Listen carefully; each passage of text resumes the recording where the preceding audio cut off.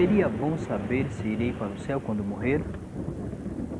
Bem, acho que sim, mas como posso saber? Não acho que alguém saiba realmente uma coisa como essa. Parece arrogante para mim.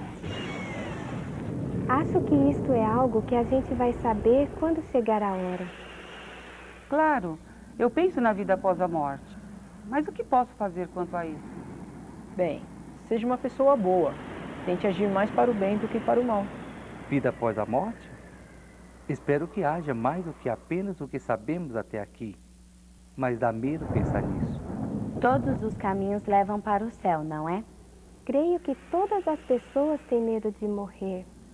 Morrer é para sempre. Para mim, morrer significa ficar num certo lugar para sempre, como no céu ou no inferno. É a eternidade. Creio que a questão é: onde estarei daqui a 1000 anos, 1000 anos, 1000 anos, 1000 anos, 1000 anos, 1000 anos? Daqui a 1000 anos. Pense nisso. Aonde você vai passar a eternidade?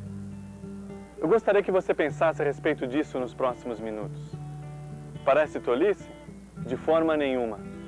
Eu me lembro que uma das maiores verdades que mudou a minha vida foi quando me dei conta que iria viver eternamente em algum lugar. Mas por que existe tanta confusão a respeito da eternidade? Vamos supor que você queira visitar um amigo em outro estado. Ele lhe forneceu um mapa rodoviário para a sua casa, mas por alguma razão você deixou de segui-lo. E resultado, fez confusão e acabou irremediavelmente perdido. De quem foi a culpa? Será que você poderia alegar ignorância? Será que você poderia culpar o seu amigo? Claro que não. Ele lhe havia dado um mapa. Você preferiu não segui-lo. Da mesma forma, Deus ofereceu um mapa para a sua moradia, com instruções precisas de como viver com Ele eternamente no céu. Lamentavelmente, muitos têm preferido ignorá-lo também. A Bíblia, a palavra de Deus, diz que o Senhor nos ama e quer que venhamos viver com Ele para sempre no céu. Entretanto, a Bíblia diz claramente que para alcançarmos o céu, tem que haver um momento específico em nossa vida quando devemos estabelecer um relacionamento pessoal com Deus. Eu estava levando uma vida igual a de muitas outras pessoas, sem pensar muito em Deus ou na eternidade. Apesar de que, na minha opinião, eu acreditava em Deus. Eu tinha muito com que me ocupar na vida. Não tinha muito tempo para pensar no que viria a acontecer se eu morresse ou quando morresse. Eu estava muito confuso. Tanta gente lá fora afirmando ter a verdade. A única experiência religiosa que eu tive foi vendo um daqueles charlatões na rua e na televisão. Em quem a gente vai acreditar? Eu vim de uma família muito boa e nós íamos regularmente à igreja, mas eu tinha a impressão de que eu era uma pessoa de boa moral, mas sentia que algo estava me faltando. Chegou a hora em que a realidade me chocou. Já havia passado mais da metade da vida e eu sabia que não estava preparado para encontrar-me com Deus. Para mim, o momento crucial foi quando alguém se dispôs a sentar-se ao meu lado e abrir uma Bíblia. Eu queria acreditar naquilo que sempre me ensinaram. Acho que todos nós, né? Mas aí acabei descobrindo que o que me ensinaram, mesmo eles sendo sinceros, não era verdade. Então uma pessoa me mostrou na Bíblia que acreditar em Deus e saber que Ele existe não é o suficiente. Eu precisava ter um relacionamento pessoal com Deus. A palavra de Deus foi aquilo que fez a diferença. Um amigo abriu a Bíblia e me mostrou o que ela dizia. Por que ler a Bíblia é importante? Vamos deixar Deus responder essa pergunta. A palavra de Deus diz o seguinte em 1 João 5,13. Essas coisas vos escrevi a fim de saberdes que tendes a vida eterna. Portanto, podemos saber, e Deus quer que saibamos, que temos uma vida eterna. Ao nos oferecer a Bíblia, a palavra de Deus, Deus nos entregou, por assim dizer, um mapa rodoviário para nos guiar com clareza pelo caminho que leva ao céu. Mas, meu caro amigo, você sabe o que a Bíblia diz? Se alguém pusesse uma Bíblia sobre a sua mesa, você saberia abri-la e localizar os trechos que dizem como chegar ao céu? Lamentavelmente, muita gente não sabe, mas ainda assim, sua vida eterna depende disto, já que a palavra de Deus afirma: aos homens está ordenado morrerem uma vez, vindo depois disso o juízo. Deixe-me lhe fazer uma pergunta que já fiz a muitas pessoas. Se você vier a morrer hoje, comparecer diante de Deus, e Deus lhe perguntar: por que devo deixá-lo entrar no céu? O que você iria responder? Essa é uma pergunta difícil. Eu sempre me considerei uma pessoa boa. Tentei ser religiosa, em obedecer os mandamentos, frequentei a igreja regularmente e rezava todas as noites. Mas embora eu fizesse tudo isso, eu sabia que, lá no meu íntimo, que isso não era o suficiente. Eu sei que eu nunca fiz nada para Deus. Passei o tempo vivendo para mim mesmo. No meu entender, não haveria nenhuma razão para Deus me deixar entrar no céu. Acho que iria dizer a princípio que eu até fui um cara legal. Na minha opinião, se alguém pudesse pesar as minhas boas ações contra as más, eu esperaria ter conseguido entrar no céu. Foi então que aprendi pela Bíblia que nada que eu fizesse seria capaz de me fazer conquistar o céu. Eu estava fazendo todo o possível para agradar a Deus. Aí eu me defrontei com uma pergunta que eu não consegui responder. Se eu conseguisse ir para o céu apenas sendo uma pessoa boa, então por que Jesus morreu na cruz? Boa pergunta. Por que Jesus morreu na cruz? Porque não havia outra maneira. A Bíblia ensina repetidamente que o pecado exige pagamento. E isto é muito importante que se entenda. Deixe-me ilustrar. Suponhamos que eu tenha cometido um crime. Ao desrespeitar a lei, eu compareci perante um juiz em seu tribunal. O juiz disse: o senhor acaba de ser julgado culpado deste crime. A pena é uma quantia elevadíssima, ou 30 dias de cadeia. Suponhamos que eu respondesse: meritíssimo, eu admito minha culpa, mas eu não tenho essa quantia e, por certo, não quero ir para a cadeia. Olha, eu sinto muito. Será que o doutor me perdoa? Pense nisso. Acha que o juiz iria me perdoar? Não. A lei não perdoa ninguém. Como juiz, ele é responsável por cumprir a própria lei. De acordo com a lei, a pena tem que ser cumprida. Portanto, o oficial me algema e me escolta para fora do Tribunal de Justiça, para a cadeia. Entretanto, o juiz exclama: espere! Para minha surpresa, o juiz se põe de pé, despe a sua beca e a põe de lado, e descendo até onde eu estou, diz: como juiz honrado e justo que sou, fui obrigado a exigir o cumprimento da pena. Eu não poderia simplesmente libertá-lo, mas como um amigo amoroso, vou fazer algo por você. Vou pagar a fiança por você. Imagine, o juiz realmente se dispôs a pagar a minha dívida em meu lugar. Amigo, isto ilustra bem o que Deus fez por você e por mim. A Bíblia diz que Deus é o juiz de todo o planeta Terra. E cada um de nós é culpado por haver transgredido a lei de Deus. A Bíblia declara em Romanos 3:23, porque todos pecaram e destituídos estão da glória de Deus. Gálatas 3:22 relata, mas a Escritura encerrou tudo debaixo do pecado. A maioria das pessoas, se honestas, hão de admitir que são pecadoras. Mas muitas estão confusas a respeito de como os seus pecados podem ser perdoados. Lembre-se de que em nossa ilustração, o juiz terreno não podia simplesmente perdoar, ele exigiu um pagamento. Na Bíblia, vemos ilustrado repetidas vezes que o pecado exige pagamento e o preço é a morte.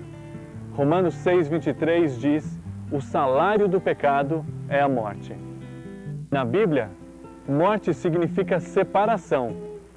Em Isaías 59:2, a palavra de Deus diz: mas as vossas iniquidades fazem divisão entre vós e o vosso Deus. Morrer nessas condições significa separação eterna de Deus no inferno.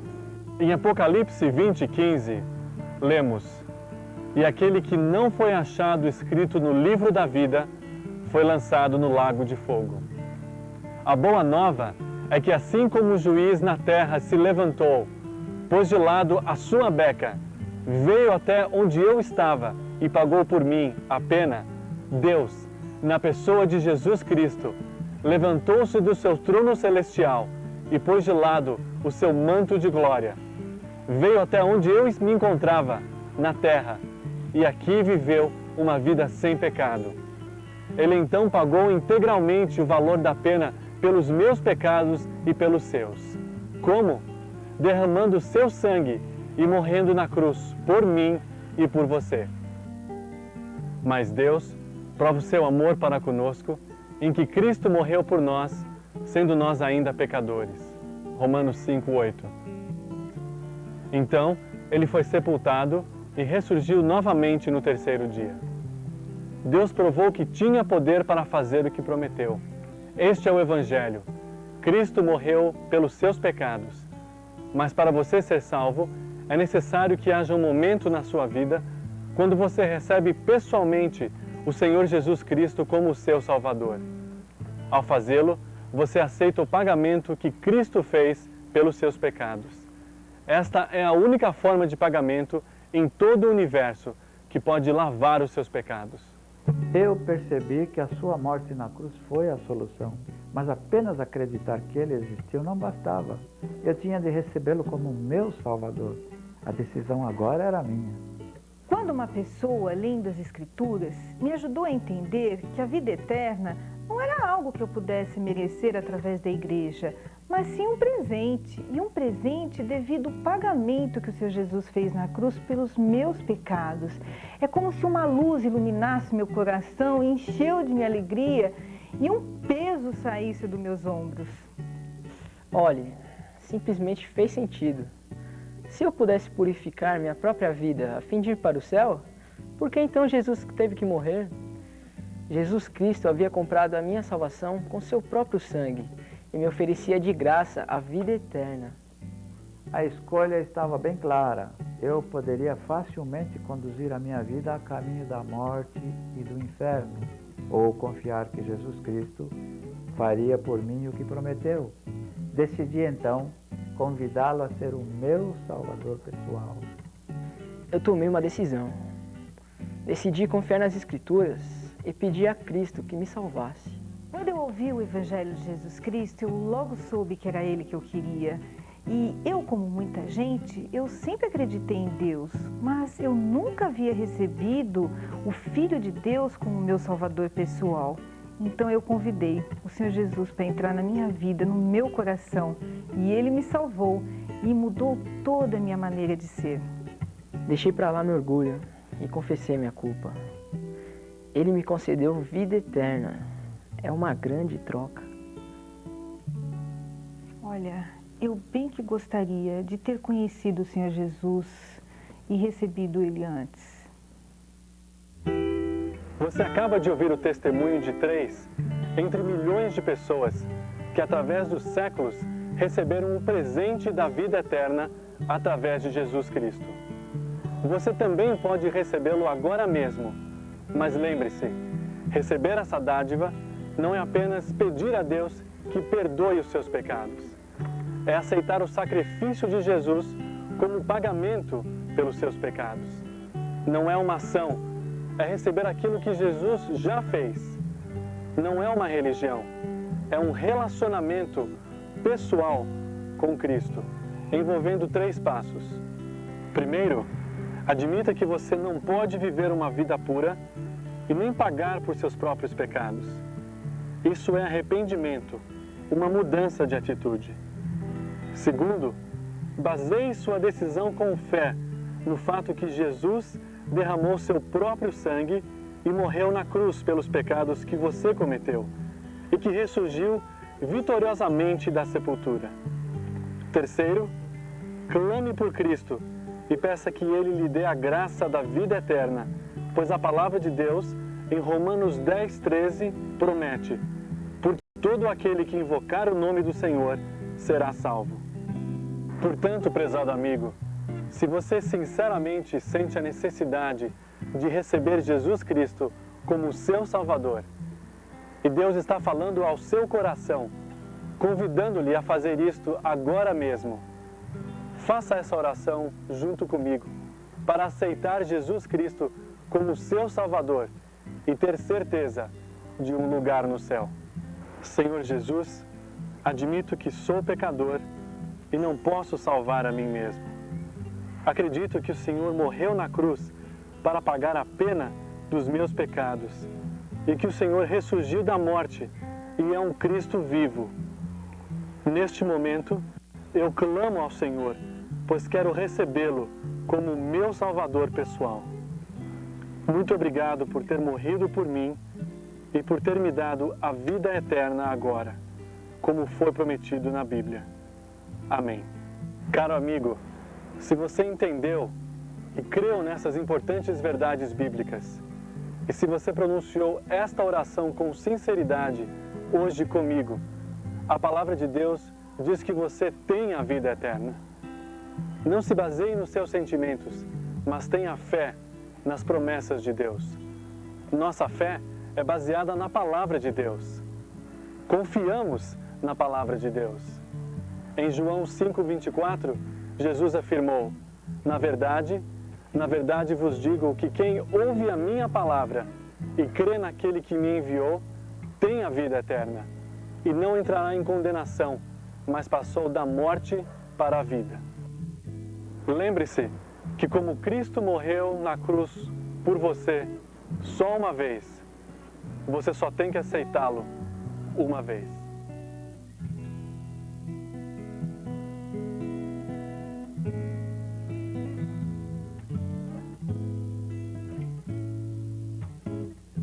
Gostaríamos de ajudá-lo a crescer em seu novo relacionamento com Cristo. Por favor, nos escreva ou telefone e nós lhe enviaremos gratuitamente um estudo bíblico.